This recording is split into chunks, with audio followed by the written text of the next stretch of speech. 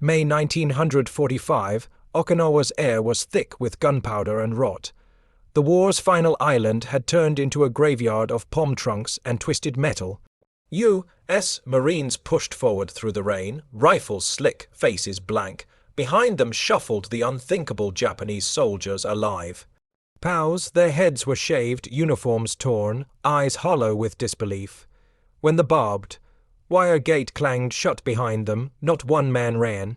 Not one even looked back.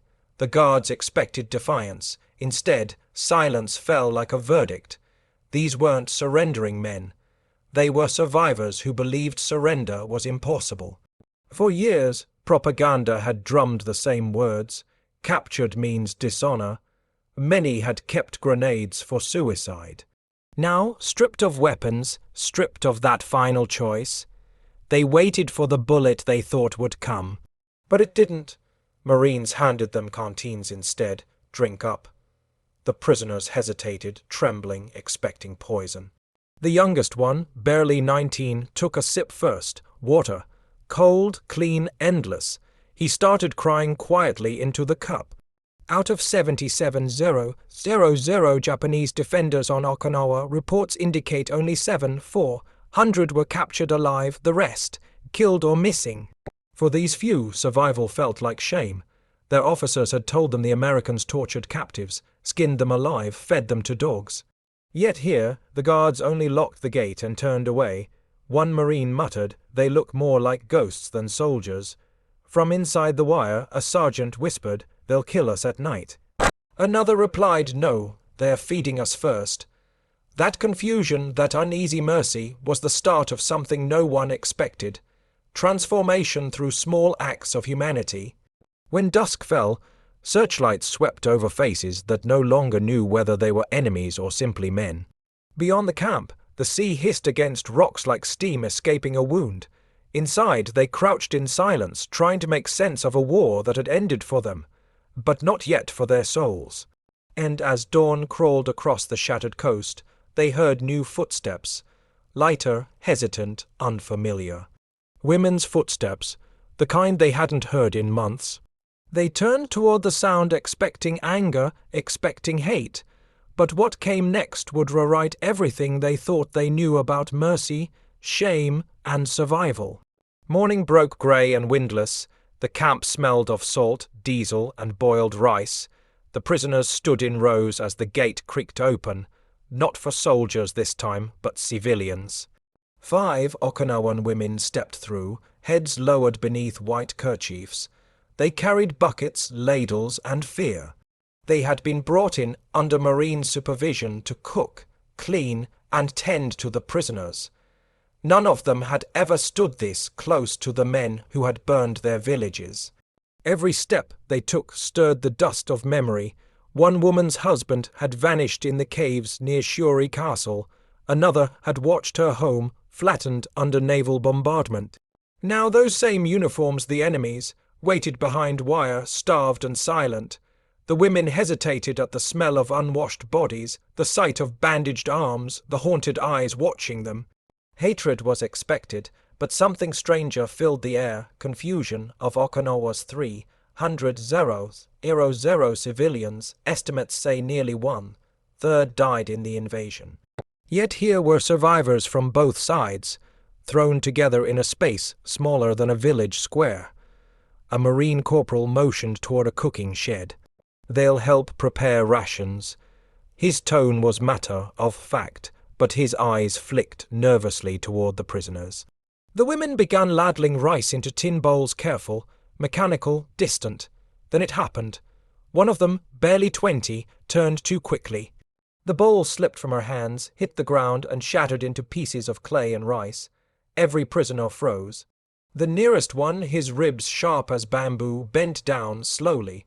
He picked up the bowl, brushed off the dirt, and offered it back through the fence. No words, just a bowed head. For the first time since the island fell, silence felt human. The women stared, unsure whether to cry or curse. One finally whispered he thanked me, but no one had spoken. It was in the gesture the smallest surrender within surrender.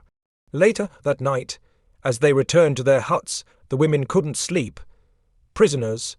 One asked softly. They looked more lost than dangerous. The next morning, they came back with extra rice, unofficial, unseen. And inside the fence, word spread fast. The men whispered, the enemy is kind. But kindness, they soon learned, was more terrifying than bullets. The next morning, the camp woke to the clatter of metal tins and the low hiss of steam from the field kitchen. Sunlight cut through the wire, glinting off buckets of rice and soup. The same woman who had dropped the bowl yesterday stood again at the fence, her hands trembling less this time. Across from her, the same POW waited in line. Thin, expressionless, his face marked with a healing scar. When their eyes met, both looked away. But she remembered the way he had picked up the bowl, careful, wordless. She placed an extra scoop into his tin before moving on. For the first time, the men tasted full rations, hot rice, vegetables, even small bits of meat. The smell alone brought them near tears. Reports from Allied supply records show each prisoner received nearly 500 calories a day, the same as American soldiers on the line. For men who'd survived weeks on half rations or raw roots, it felt unreal. This can't be mercy. One muttered, "It's a trick."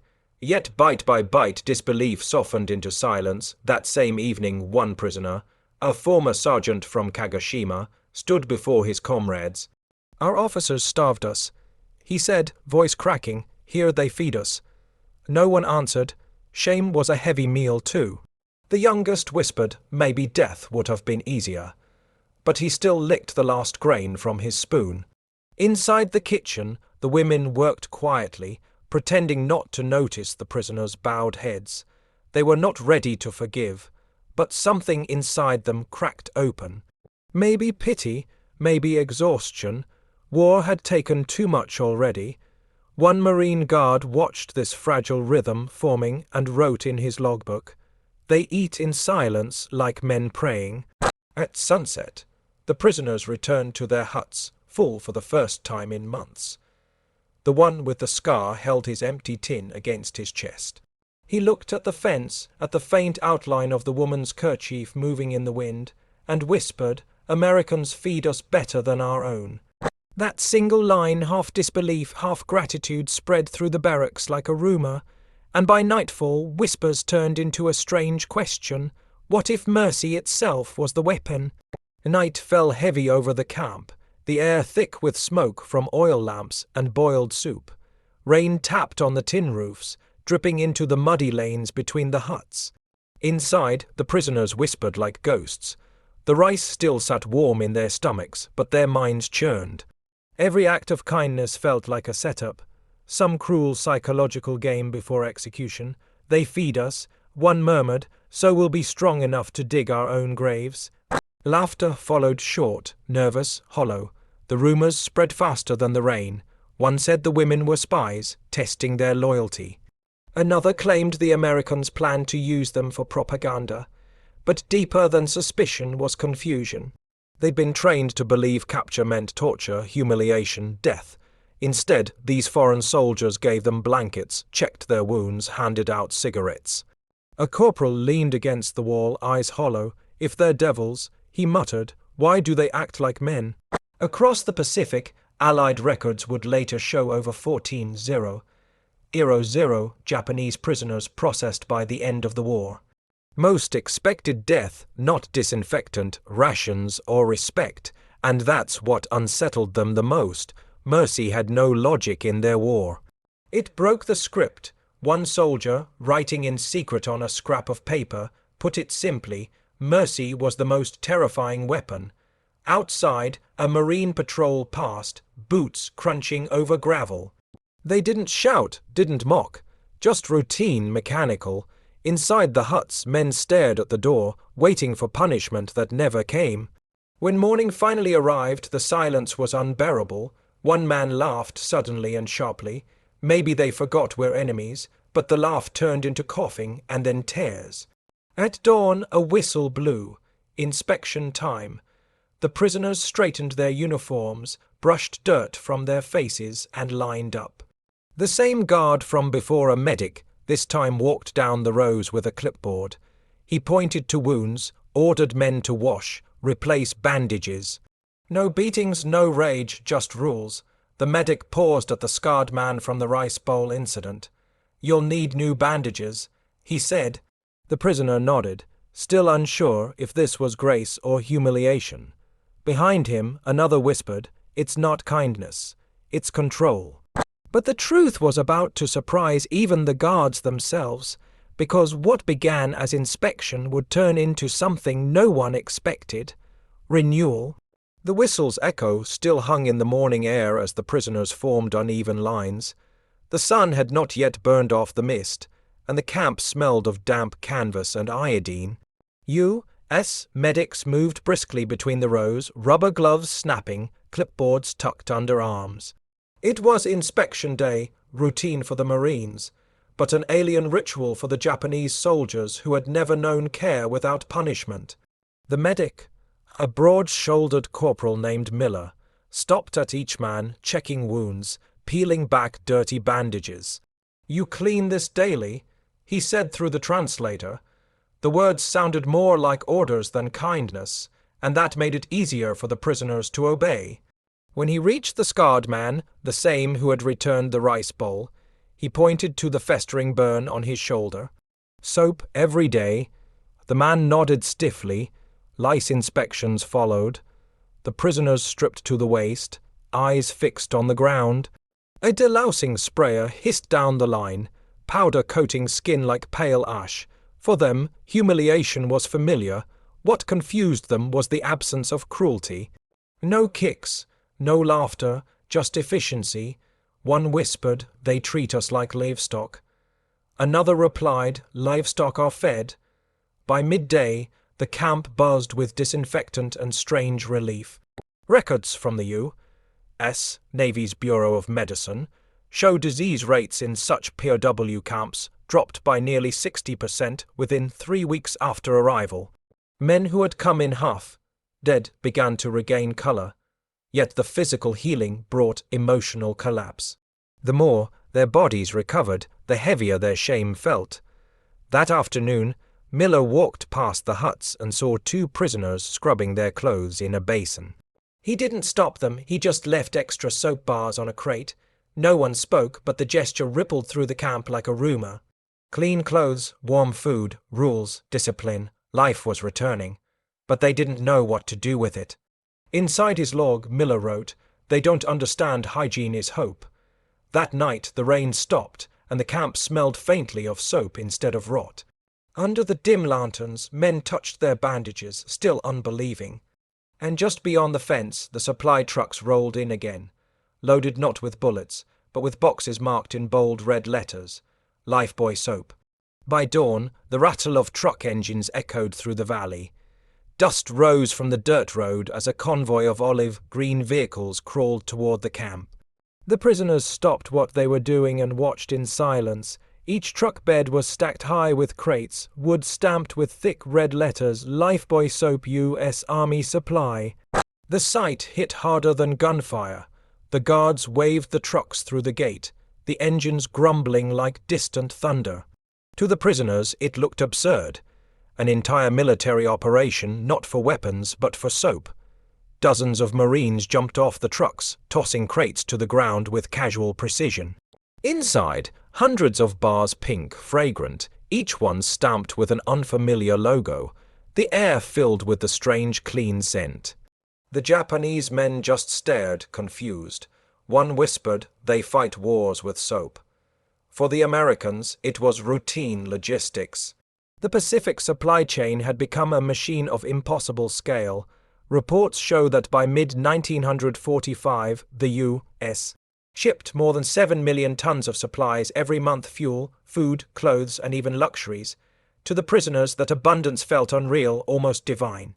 Back home, Japan's factories were rubble, its soldiers were eating tree bark.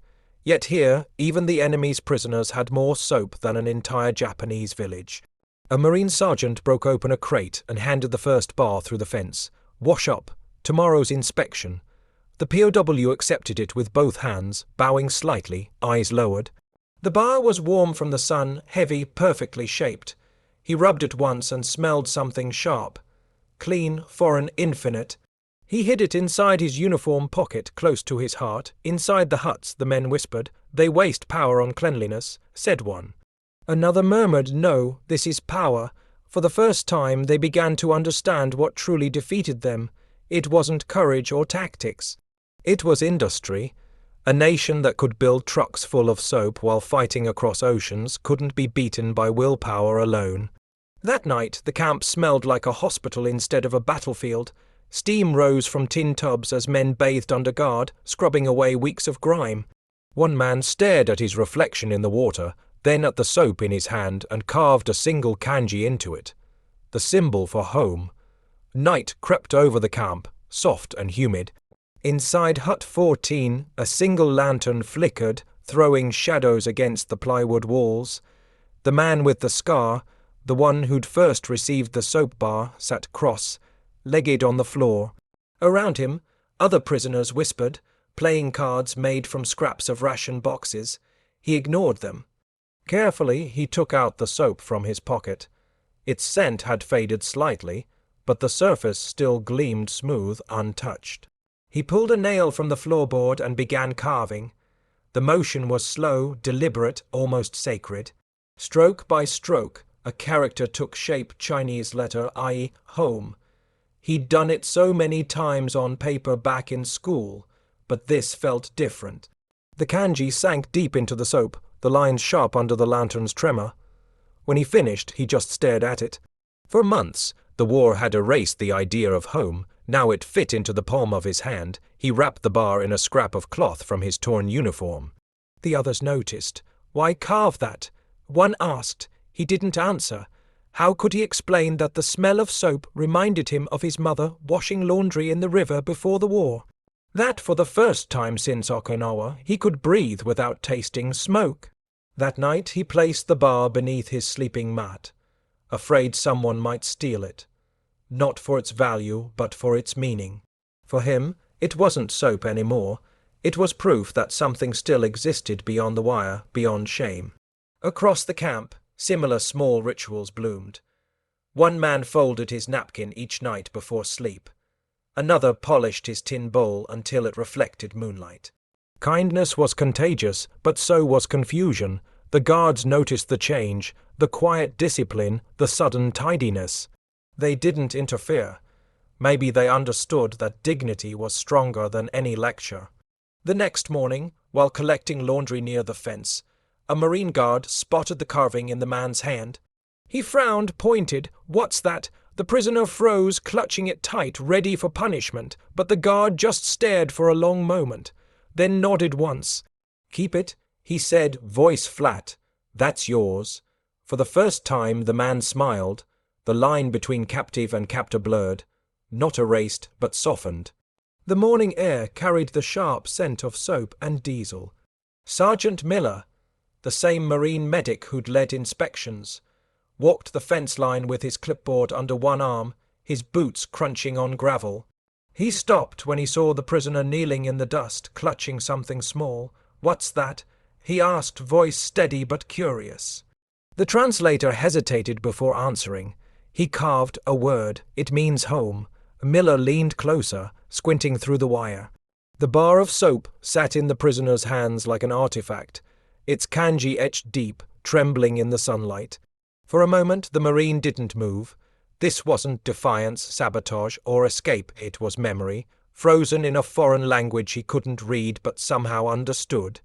Keep it, he said finally, turning away. That's yours. It was such a small exchange that the other guards barely noticed. But inside the fence, it rippled. The prisoners had seen compassion from afar, food, medicine, routine. But this was different, permission, recognition. The guard had seen the word home and given it back to them. That single gesture carried more power than any sermon. Later that day, Miller wrote in his notes, "They're not animals, they're just done fighting." That line, never meant for history, would mirror hundreds of similar accounts collected after the war. Surveys conducted by Allied authorities revealed that 38% of Japanese POW described their treatment as fair or good. Numbers can't capture the shock of that realization, for men taught that surrender erased their humanity. To be treated human again was almost unbearable. That evening, the same guard returned to his post, carrying something wrapped in wax paper. He slipped it through the wire photographs, black and white snapshots from home, a smiling wife, a child on a porch, a pickup truck under trees. "America," he said simply. The prisoners stared, eyes wide. It was their first glimpse of life beyond war, of the world continuing without them. When Miller walked away, the men didn't speak for a long time. They just passed the photos between them like sacred relics, studying every detail, the shoes, the smiles, the peace. For the first time, they realized what they had truly lost wasn't just a battle. It was normal life itself. And the next morning, when the guard returned, they were waiting ready to see more of that strange, living world. The sun was merciless that morning, white heat on metal roofs, flies buzzing around the chow line. The prisoners waited by the fence, eyes lowered, pretending not to expect anything. But when Sergeant Miller appeared again, the air shifted. He carried a small bundle tucked under his arm, a creased black and white photographs. He motioned for the translator, then held them up one by one. "This my home," Miller said simply, his accent flattening the words. The translator repeated in Japanese. The men leaned closer, their shadows bending toward the fence. In the first photo, a woman smiled from a porch swing. In another, two kids played baseball in a dusty backyard. Ordinary scenes, ordinary peace, but to the prisoners it felt like science fiction. The scarred man recognized something behind the guard's shoulder, a tree, a chair, a sky untouched by war. His throat tightened. He thought of Tokyo, once proud, now charred bone. Reports from post-war surveys showed that 40% of Japan's urban housing had been destroyed by Allied bombings. For the men behind the wire, those photos were mirrors of a world they'd lost. Their cities live. One whispered, "Ours are smoke." Miller then pulled out a final image, a city skyline, tall and unbroken. "Chicago," he said. The prisoners murmured softly. They had been told America was decadent, chaotic, dying from within. Yet the photo showed order, concrete, power. One man muttered, "We built courage, they built everything else." It wasn't sarcasm. It was surrender of a different kind, the intellectual kind. As the photos made their way down the line, the guard said nothing more. The men studied each image carefully, as if memorizing another planet. A few tried to sketch the shapes in the dirt, towers, bridges, clean streets. The contrast burned quietly inside them. When Miller finally took the photos back, he noticed something new. No anger, no fear, just stunned quiet. "Tomorrow," he said, "I'll bring more." The translator relayed it. Heads nodded slowly.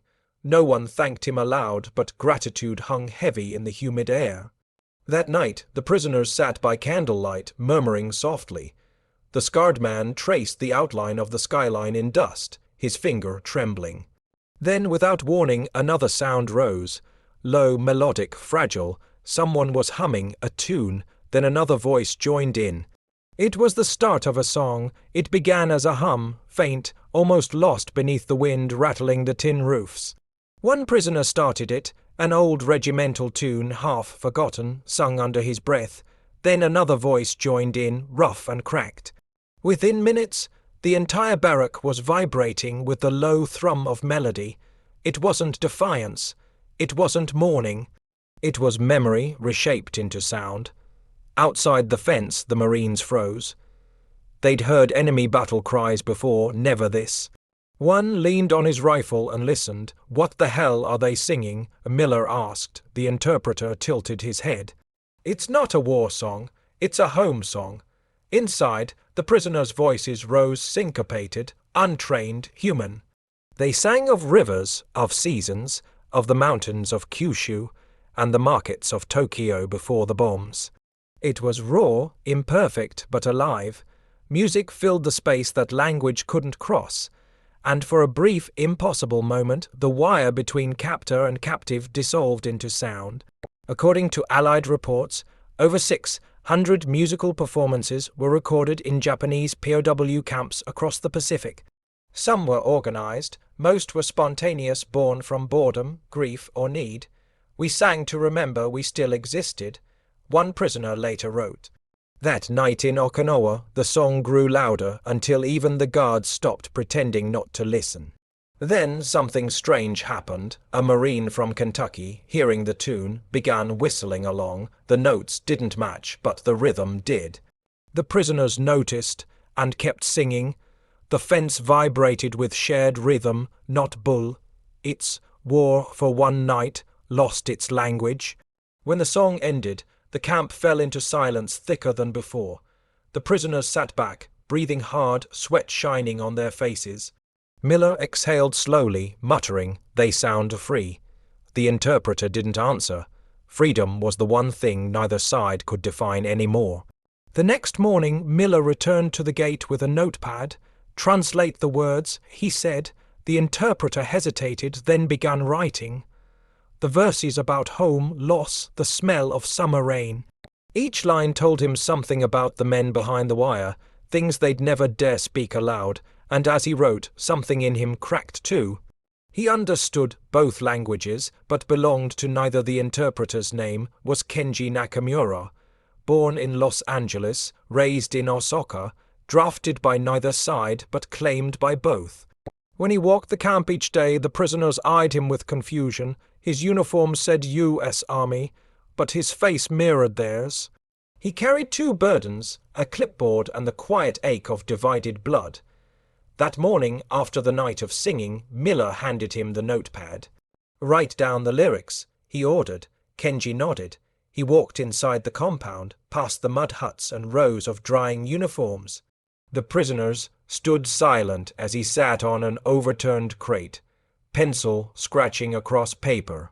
Line after line translated into English, but something got lost each time. Words for seasons, sorrow, duty. That English couldn't hold. One older prisoner watched him carefully. "You speak both tongues," the man said softly. Kenji looked up. "I try," the prisoner smiled faintly. "Then you know each side thinks it understands honor." Kenji didn't answer. He just kept writing. Later, he returned to the guard tent and read the lyrics aloud. Miller listened, eyes distant.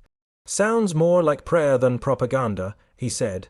Kenji folded the pages into his pocket. That night, he began a new entry in his personal journal. 2 flags, 1 language, neither fits. He wrote of things he couldn't tell anyone, how the prisoners bowed deeper to him than to the Marines, how guilt burned in his chest when they thanked him. "I translate their words," he wrote, "but not their pain." It was the first honest thing he'd allowed himself to feel since his own brother's name had appeared on a casualty list, fighting for Japan. Days passed, the camp grew quieter, cleaner, more disciplined, but something was changing underneath the routine.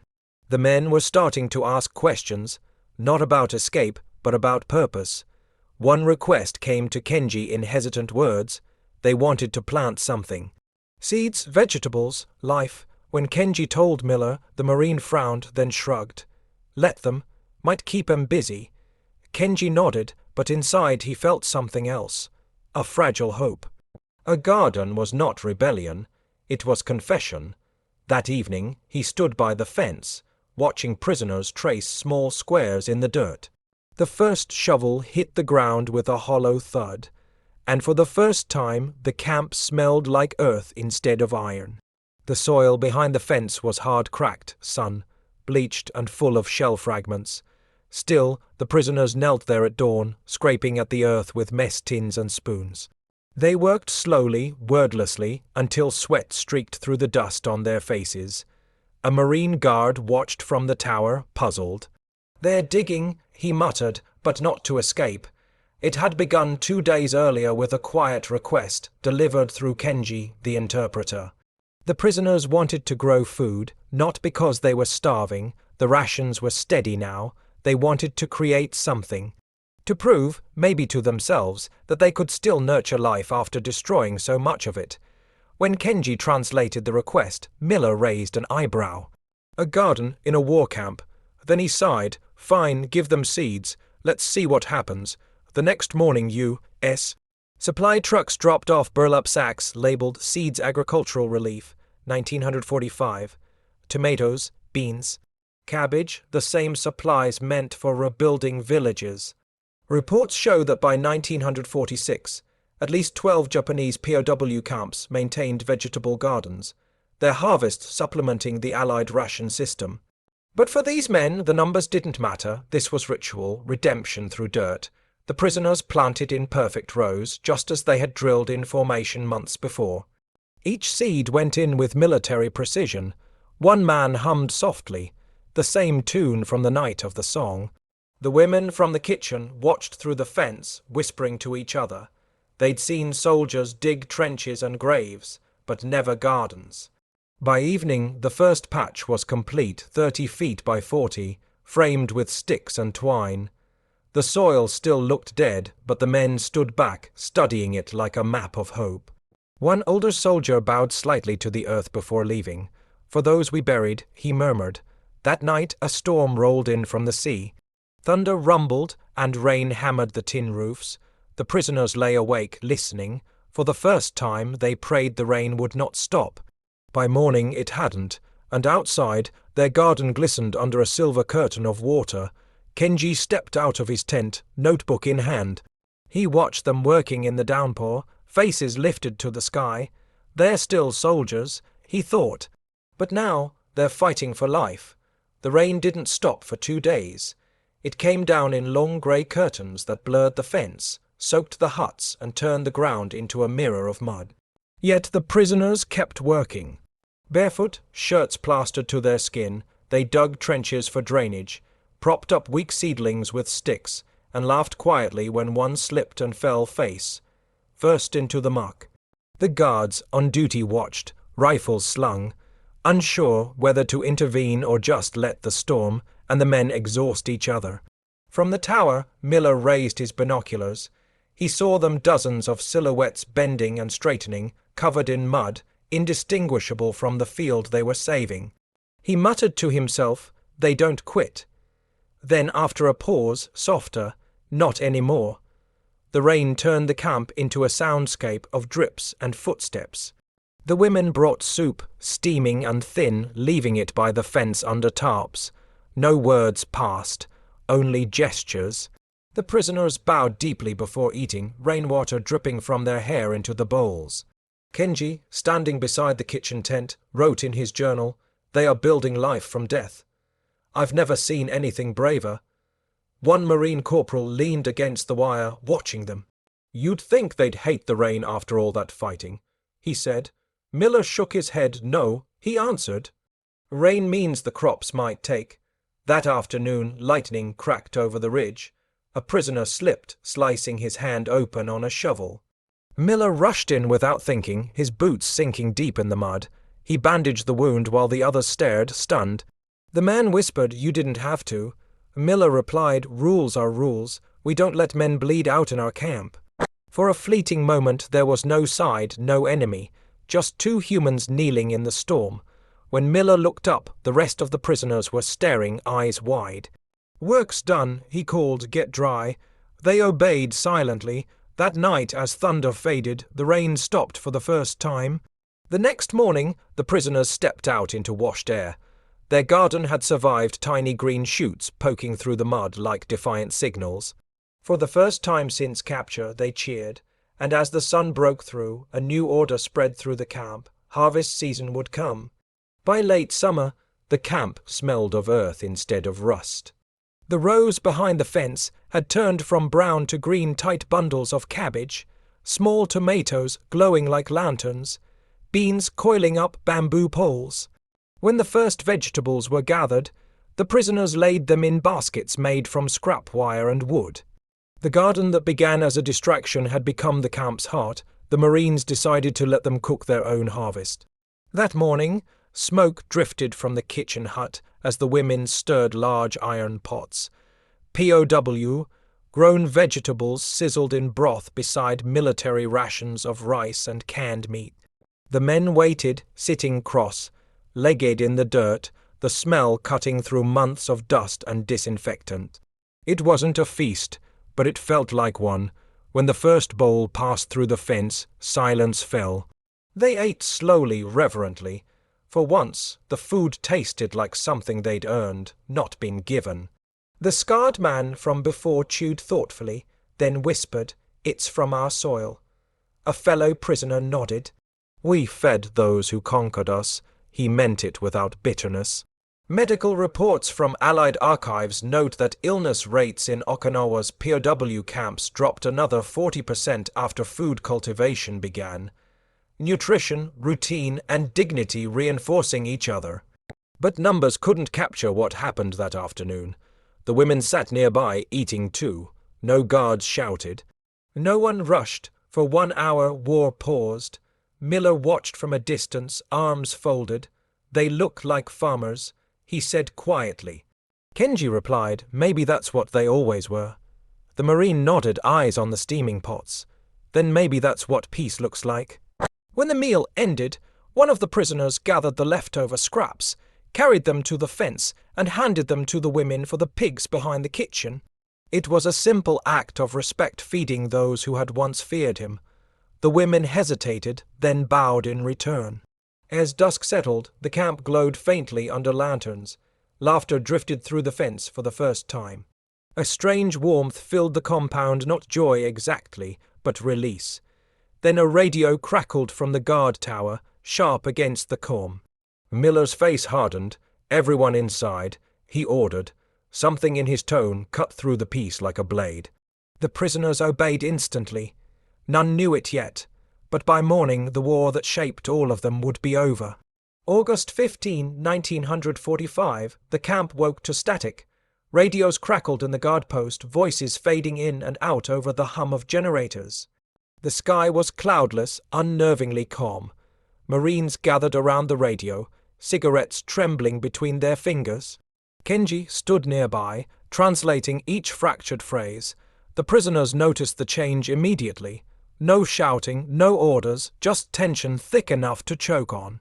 Then the sound broke through, the voice, tinny, distant, ceremonial, the Emperor of Japan.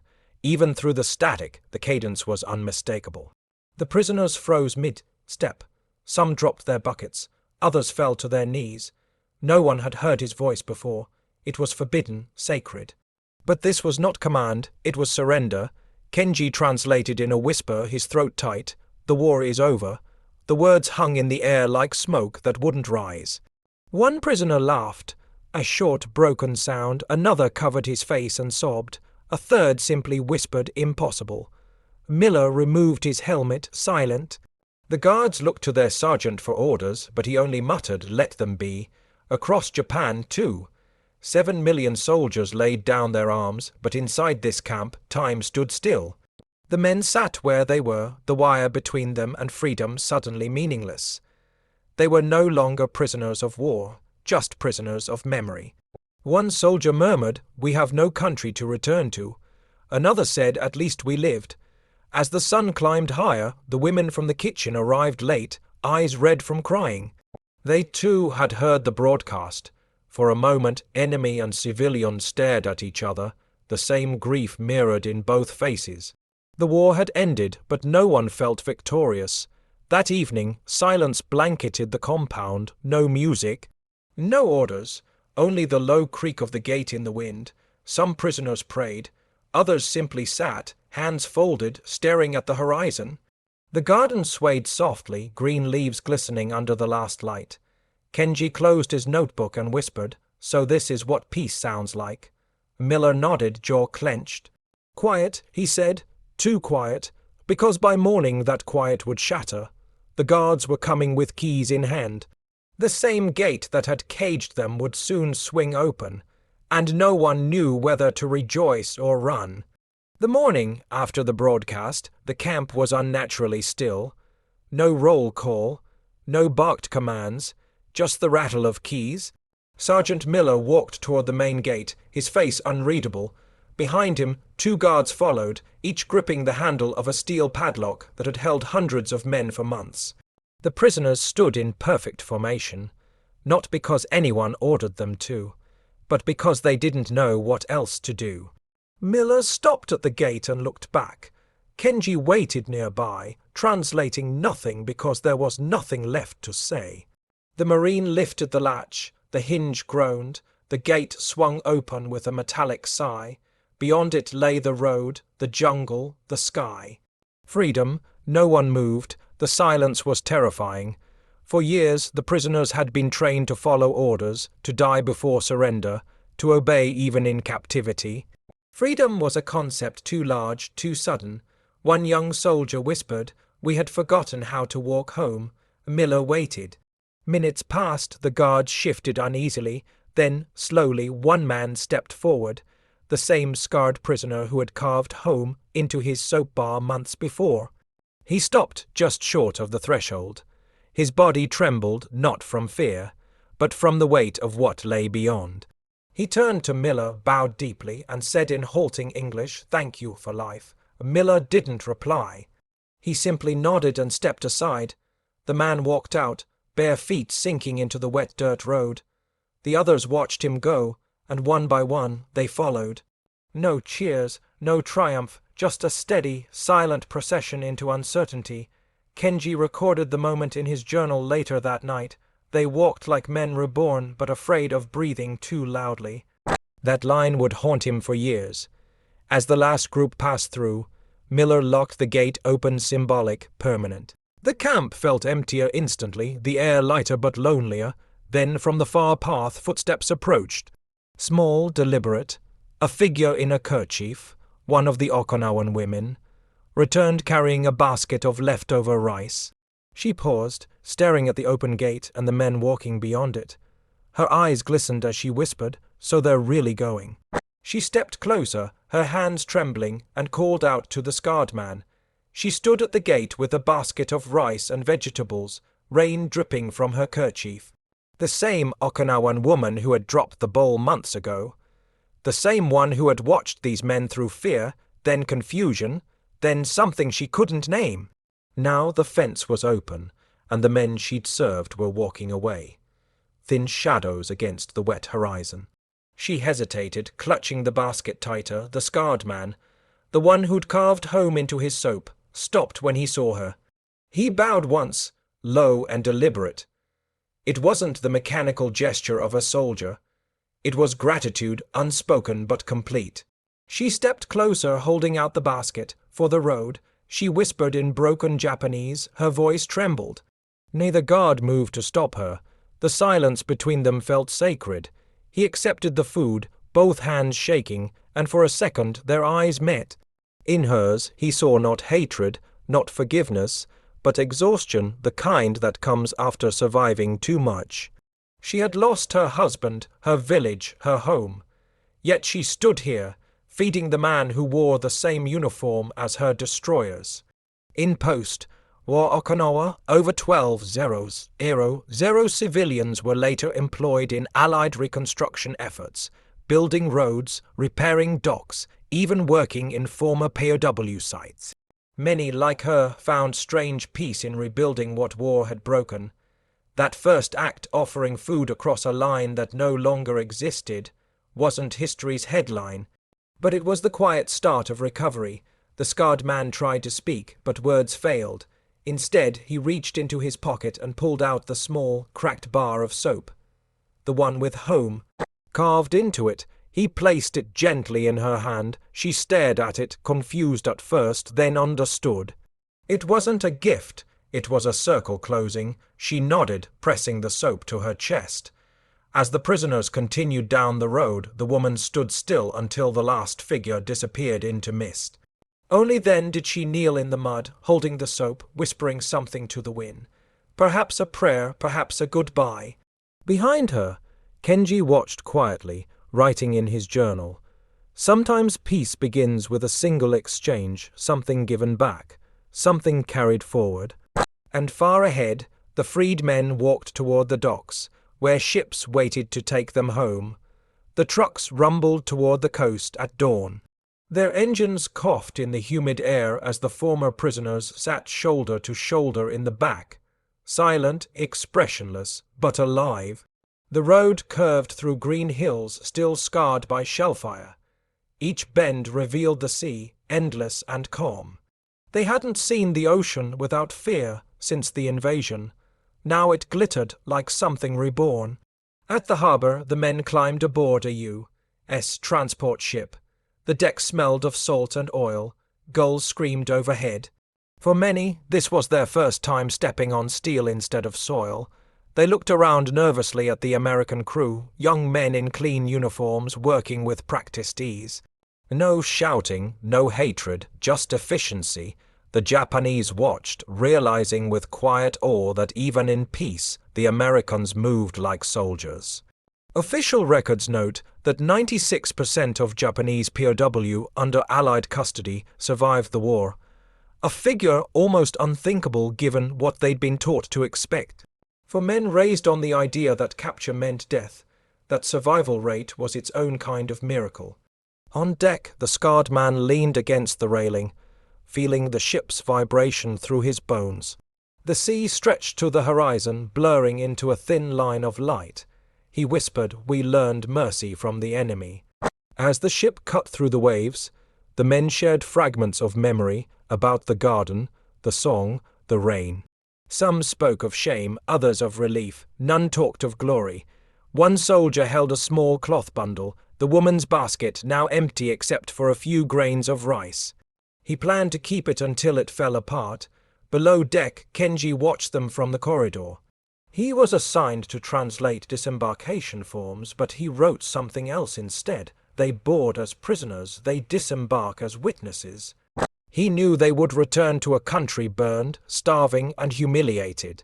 But they would also return with stories of strange kindness, of a war that ended not with bullets, but with soap, rice, and rain. As the sun dipped, the coastline of Japan emerged faintly on the horizon, grey, fragile, waiting. The men crowded the rail, straining to see home. The scarred man reached into his pocket, touching only air where the soap had once been. For the first time, he didn't need it. Ahead lay the shore and an uncertain peace, Tokyo decades later. The city roared with neon and traffic, but inside a small wooden house on the outskirts, time moved slower. The scarred man, his hair now silver, his hands stiff with age, sat at a low table with his grandson. Outside, cicadas screamed in the summer heat.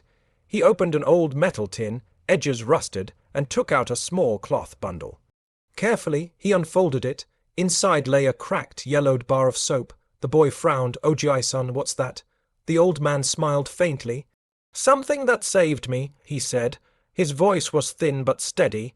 He held the soap up to the light, tracing the faint, worn grooves of the kanji Chinese letter, home.